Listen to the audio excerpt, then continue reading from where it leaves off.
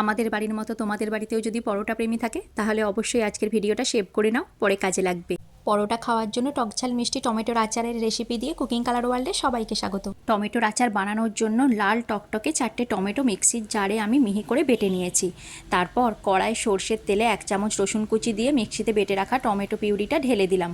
তারপর খুন্তি করে সব কিছু ভালো করে মিশিয়ে নিয়ে টমেটোটা যখন একটু ঘন হয়ে আসবে 2-3 মিনিট পর, সেই সময় পরিমাণ মতো লবণ, বেশ খানিকটা চিনি, কয়েক টুকরো গোটা রসুন, হাফ চামচ চিলি ফ্লেক্স আর বেশ খানিকটা কাশ্মীরি লঙ্কার গুঁড়ো দিয়ে সব কিছু ভালো করে মিশিয়ে নিয়ে হাফ চামচের মতো লেবুর রস দিয়ে দিলাম। তারপর সব কিছু ভালো করে মিশিয়ে নেব। এইভাবে 1-2 মিনিট রান্না করার পরই দেখবে ওপর থেকে তেল ভাসতে শুরু করেছে। যখনই দেখবে ওপর থেকে তেল ভাসতে শুরু করেছে তখনই বুঝবে পরোটা পরিবেশনের জন্য আচার একদম তৈরি। রেসিপিটা কেমন লাগলো কমেন্ট করে জানিও। যদি ভালো লাগে চ্যানেলটি সাবস্ক্রাইব করে পাশে থেকো। এইটা যেহেতু লেবুর রস দেওয়া আছে ফ্রিজে স্টোর করে রেখে দিতে পারো।